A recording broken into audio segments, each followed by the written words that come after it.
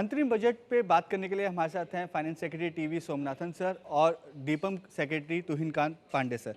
Sir Somanathan sir, शुरुआत में आपसे करना चाहूँगा, एक बार फिर आपने जो कैपेक्स की ग्रोथ दिखाई है वो 11, यदि हम आरई से देखें तो 16% है और यदि हम बजट एस्टिमेट से देखें तो करीबन 11% है। सर, टैक्सेशन या टैक्स रिसीप्ट्स हमें अच्छी आ रही है, तो ये ग्रोथ उम्मीद थी कि इससे ज़्यादा आप दिखाएंगे कैपेक्स में, क्योंकि टैक्स कलेक्शन अच्छा है और इम्प्लीमेंटेशन हो सकता है। देखिए, हमारा एक ये भी कमिटमेंट है कि हमारे फिस्कल डेफिसिट को कायम रखते हुए ये सब कार्य करना पड़ेगा। इसके लिए एक बैलेंसिंग एक्ट है, मतलब एक तरफ रेवेन्यू बढ़ रहा है, दूसरे तरफ रेवेन्यू एक्सपेंडिचर में एक नेचुरल ग्रोथ भी होता है, जैसे इंटरेस्ट, सैलरीज, ये सब बढ़ता जाते हैं, और उसके अलावा कैपिटल एक्सपेंडिचर को भी हमने बढ़ाया है। तो इन तीन फैक्टर्स को एक बैलेंस में रखते हुए एक optimal level of capital investment हमने किया है। इसके वजह से हमारा बोरोइंग जो है उसमें थोड़ा डिक्लाइन है, जिससे प्राइवेट सेक्टर को फ़ायदा भी मिलेगा, जिससे प्राइवेट कैपिटल इन्वेस्टमेंट बढ़ने का संभावना ज़्यादा है।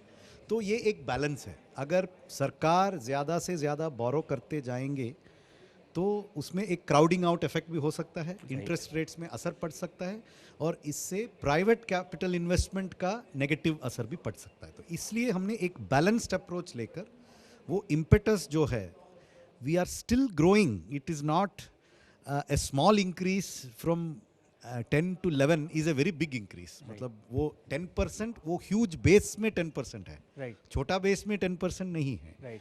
तो ये एक्चुअली एक ऑप्टिमल मिक्स, मैं कहूँगा कि ऑप्टिमल मिक्स है। तो सर, आपको उम्मीद है कि प्राइवेट इन्वेस्टमेंट, क्योंकि हम पिछले कई सालों से सुन रहे हैं, सरकार को भी उम्मीद है, सरकार ने कई सारे टैक्स इंसेंटिव, टैक्स सोप्स भी प्राइवेट प्लेयर्स को दिए, लेकिन वो इन्वेस्टमेंट वहाँ पे कहीं ना कहीं नहीं आ पा रहा है, तो क्या आपको लगता है? मैं नहीं कहूँगा कि नहीं आ पा रहा है, आ रहा है, जिस रफ्तार में चाहिए उतना तो नहीं हो रहा है, ये सही है, लेकिन उसमें भी साइंस हैं कि इट इज़ इम्प्रूविंग। देखिए, एक सेक्टर मैं कहूँगा जहाँ ह्यूज कैपिटल इन्वेस्टमेंट हो रहा है वो एविएशन सेक्टर। हाँ, ये बात अलग है कि उसमें एक पोर्शन जो है इम्पोर्टेड एयरक्राफ्ट है, लेकिन वो पूरा सेक्टर में इन्वेस्टमेंट हो रहा है, नॉट जस्ट ऑन एयरक्राफ्ट। तो वो एक जगह है, जहां आप देख सकते हैं कि there is substantial capital investment. ऐसे ही कई सारे सेक्टर्स में, माइक्रो सेक्टर्स में इन्वेस्टमेंट हो रहा है, and we expect it will pick up. It's also beginning to pick up and I am fairly confident it will pick up. That's great sir.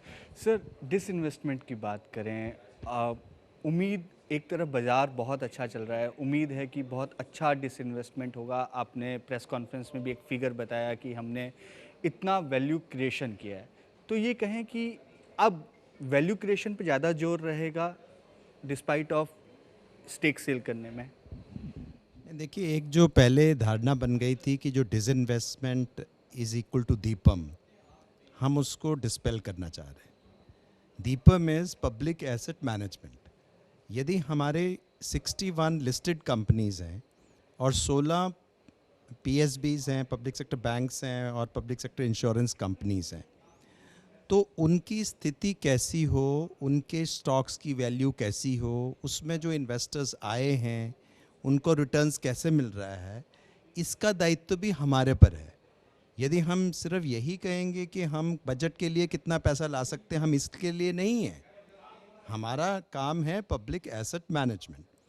तो सबसे पहले तो आप देखिए कि जो हमारे पब्लिक सेक्टर बैंक्स हैं और इंश्योरेंस हैं, उनमें गवर्नेंस का बहुत इम्प्रूवमेंट हुआ है, और उसमें जो हमने जो इंसेंटिव सिस्टम लिया है, या उसमें जो ग्रोथ देना है, जो उनको फिलिप देना है, वो दिया है। अभी यदि पब्लिक सेक्टर जो है 3.2 लाख करोड़ का इन्वेस्टमेंट इस साल एक्सपेक्टेड है कि वो करेंगे। ये बजट के जो अलग नंबर 10 लाख करोड़ प्लस आपने इफ़ेक्टिव करके 18 लाख करोड़ का बनता था, उसमें 3-3.5 लाख करोड़ जो है, 4 लाख करोड़, वो पब्लिक सेक्टर कंट्रीब्यूट कर रहा है अपने रिसोर्सेज से, सरकार के रिसोर्सेज से नहीं। तो वो जो ग्रोथ, उसका मोमेंटम जारी करना है, कंसिस्टेंट डिविडेंड पॉलिसी उसको देनी है। हम कहते हैं कि मिनिमम 30% ऑफ पैट आपको देना होगा। तो जो शेयर होल्डर्स हैं और जो कॉरपोरेट गवर्नेंस में इम्प्रूवमेंट है वो, और डिसइन्वेस्टमेंट स्ट्रैटेजी में हमने कैलिब्रेशन किया है। यदि हम वैल्यू ही नहीं अनलॉक करेंगे, वैल्यू ही नहीं बढ़ाएंगे, तो हमको एक समय में वो तो वही हो गया है कि मुर्गी का अंडे चाहिए कि मुर्गी का वो जो पुराना है वो उदाहरण वो होता है। अब उसका उदाहरण से मैं ये कह रहा हूँ कि आप 15 लाख करोड़ में आप हमारे 3 साल पहले हमारी वैल्यू मार्केट कैप थी जो हमारे लिस्टेड स्पेस में, वो आज लगभग 58 लाख करोड़ है। तो 42 लाख करोड़ का एडिशन 3 साल में हुआ है और एक ही साल में 25 लाख करोड़ हुआ है। और उसका जो लाभ है वो कैपिटल गेन्स हैं, वो सरकार को भी आए हैं और हमारे जिन्होंने शेयर खरीदे उनको आए हैं। तो मेरा मतलब है कि हमारा जो एक एसेट मैनेजमेंट का अप्रोच है वो इम्पॉर्टेंट है। तो दूसरा जो डिसइन्वेस्टमेंट है उसको और डिविडेंड को हम टुगेदर देख रहे हैं। ये नहीं हम कह रहे कि हम रिसोर्सेज सरकार को नहीं देंगे, रिसोर्सेज सरकार को देंगे, लेकिन ऐसा भी नहीं होगा। सपोज़ हम मालूम यदि हम ज़्यादा रिसोर्सेज के चक्कर में यदि हम बहुत ज़्यादा डिविडेंड खींच लें तो उनका कैपेक्स कैसे होगा? राइट। तो कैपेक्स भी प्रायोरिटी है, ग्रोथ ऑफ एंटरप्राइज भी प्रायोरिटी है। तो ये सबको बैलेंसिंग जो एक्ट है वो इम्पॉर्टेंट है, और एक सिर्फ नंबर्स पे जाना, और इसीलिए हमने एक बड़ा पैराडाइम शिफ्ट किया है कि उस नंबर को ही हमने एक ब्रॉड नंबर रखा है, लेकिन एक स्पेसिफिक नंबर भी आपको बजट में देखने को नहीं मिलेगा। हाँ सर, ये आपने बिल्कुल सही कहा कि एक वैल्यू क्रिएशन ज़रूर हुआ है। कॉन्ग्रेचुलेशंस फॉर LIC सर, अपने IPO के प्राइस से ऊपर आ गया है। तो सर नेक्स्ट टाइम जब हम अगले बजट में यदि बात करें या जुलाई में बात करेंगे तो अब OFS या डाइल्यूशन की जगह हम IPOs की बात करेंगे, मतलब PSUs के ज़्यादा से ज़्यादा IPO हम मार्केट में आते हुए देखेंगे? नहीं, IPOs तो का बहुत ज़्यादा स्कोप नहीं है लिमिटेड, क्योंकि IPOs में भी आपकी उस तरह स्तर की कंपनियां होनी चाहिए और काफ़ी हम IPOs कर चुके हैं। लेकिन OFS और या शेयर सेल्स वगैरह में भी एक अपॉर्चुनिटी देख के किया है। लोग डिमांड भी होनी चाहिए, उसकी ग्रोथ भी होनी चाहिए, उसमें ऐसा नहीं लगना चाहिए कि लोगों को जैसे पहले हुआ है, कुछ लोगों को ये लगा कि हम बहुत द्रुत गति से यदि करेंगे तो उससे मार्केट प्राइस डिप्रेस्ड रहेगा, तो उससे भी कोई फ़ायदा किसी को नहीं होता। तो हम एक ग्रेजुअली धीरे-धीरे कैलिब्रेटेड वे से करेंगे। वेल्थ भी तो बढ़ानी है, वेल्थ का डिस्ट्रीब्यूशन भी है। तो जब हम शेयर सेल करते हैं तो पब्लिक को वेल्थ मिलती है, लेकिन उनके कैपिटल गेन्स और उनके जो डिविडेंड गेन्स का पूरा ख्याल हमें ही करना है, क्योंकि हम कंट्रोल में हैं। सर आज के बजट में दो बड़ी एक ऐसी योजनाएं का अनाउंस हुई या ये कहीं अनाउंस हो चुकी थी, दोबारा बजट में बात की गई। एक सर रूफटॉप सोलर को लेकर 1 करोड़ नए घर जोड़ने हैं, 1 साल का टारगेट रखा गया है। कितना बजट एलोकेशन हम इसमें देखेंगे? किस तरीके की स्कीम आपको लगता है MNRE के साथ बनानी पड़ेगी? क्या कोई इंटरेस्ट सबवेंशन होगा या सीधे तौर से सब्सिडी होगी? क्योंकि स्कीम पहले भी थी लेकिन बहुत ज़्यादा अच्छे से इम्प्लीमेंट नहीं हो पाई, इसलिए दोबारा इस सूर्योदय स्कीम को लेकर आए। ये इस स्कीम का फाइनल डिटेलिंग अभी होना है, नहीं हुआ है, लेकिन बजट में 10,000 करोड़ का प्रोविज़न रखा गया है। ये इफ़ नेसेसरी इसको हम इंक्रीज़ भी करेंगे जैसे ज़रूरत पड़ेगा। इसमें ऐसा नहीं कहा गया कि 1 साल में 1 करोड़ होगा, जितना जल्दी हो सके उतना जल्दी 1 करोड़ होगा। उसमें बजट एक कंस्ट्रेंट नहीं रहेगा, लेकिन उसमें रोल आउट में फिजिकल कंस्ट्रेंट्स, मतलब रूफटॉप, उसमें भी एफर्ट ऑफ मिनिस्ट्री ऑफ ये है कि उसका प्रक्रिया जिससे आप रूफटॉप सोलर को अप्लाई करें उसको बहुत ही सरल बनाए कि सिर्फ मिनिमम डॉक्यूमेंटेशन के साथ आप अप्लाई कर सकते हैं। इसमें प्राइवेट सेक्टर को भी जोड़ेंगे कि वो आके इंस्टॉल करें, मेंटेन करें, और इसमें 300 यूनिट तक का जो कैपेसिटी उसके लिए हम सब्सिडी भी दे सकते हैं, इंटरेस्ट ऑन कंसेशनल बेसिस भी दे सकते हैं। उसमें क्या क्या एग्जैक्ट कॉम्बिनेशन होगा वो अभी वर्कआउट होने के लिए बाकी है।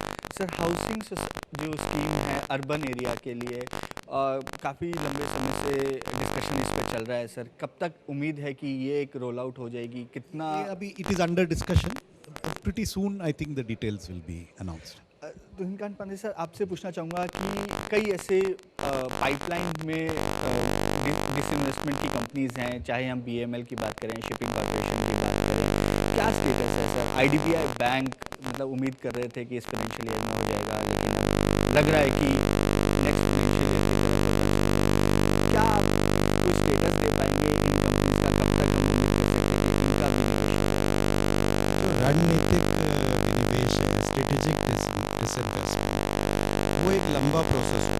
प्राइवेट सेक्टर में भी आप देखेंगे कोई भी M&A ट्रांजैक्शन लंबी कितनी है, क्योंकि उसमें कंपनी के ट्रांसफर की बात होती है, मैनेजमेंट कंट्रोल की बात होती है, तो बड़ी गहनता से उसको देखा जाता है।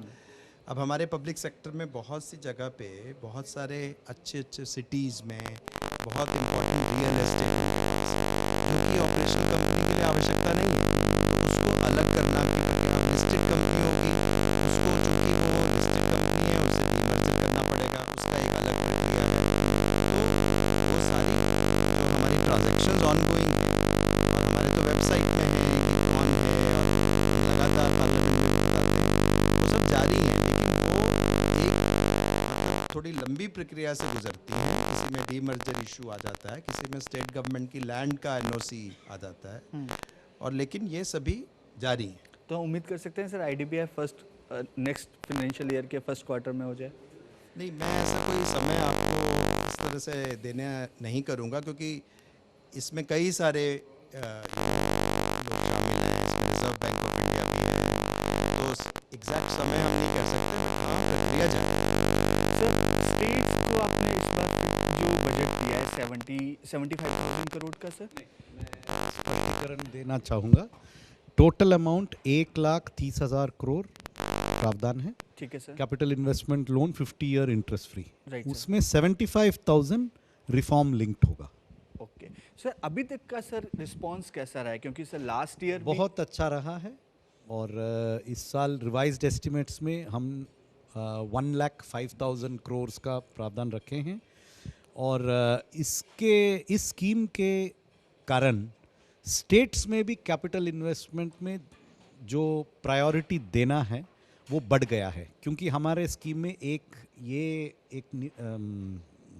कंडीशन है कि अगर आपको ये पैसा लेना है तो अपना ओन कैपेक्स जो है उसमें आपको कम नहीं करना है। तो ये एक सब्स्टिट्यूट फॉर स्टेट कैपेक्स नहीं है, एक सप्लीमेंट है। राइट। उस कंडीशन की वजह से उन्होंने भी अपना कैपेक्स को कायम रखा है और इस पैसा को भी लिया है।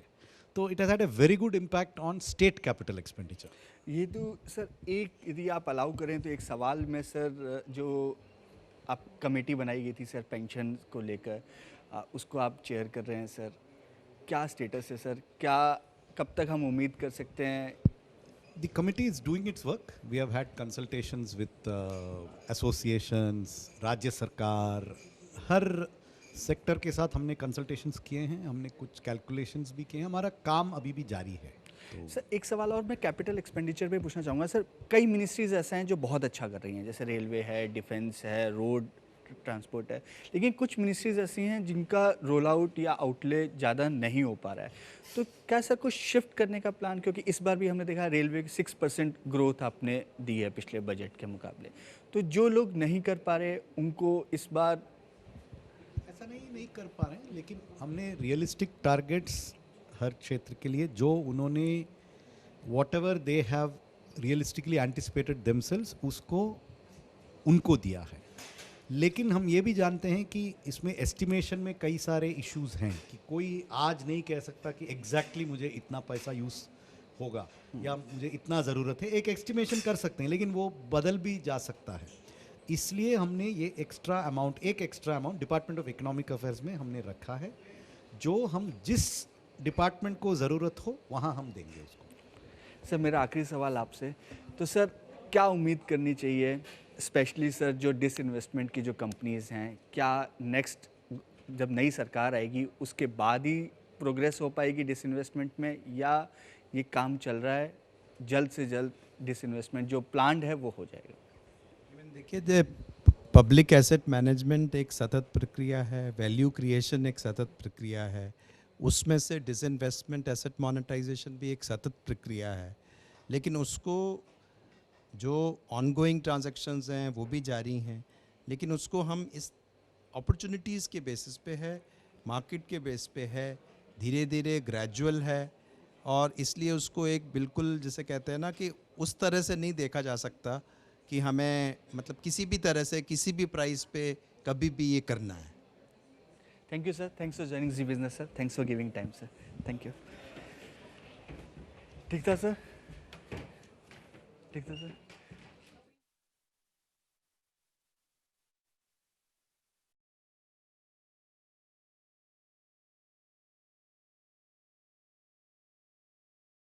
दान रखे हैं और इस स्कीम के कारण स्टेट्स में भी कैपिटल इन्वेस्टमेंट में जो प्रायोरिटी देना है वो बढ़ गया है, क्योंकि हमारे स्कीम में एक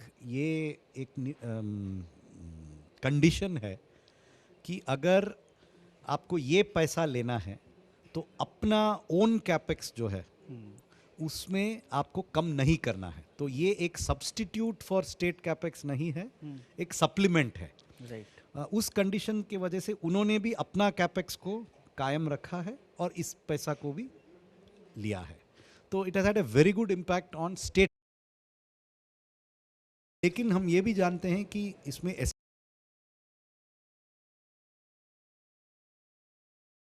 फर्स्ट क्वार्टर में हो जाए। नहीं, मैं ऐसा कोई समय आपको इस तरह से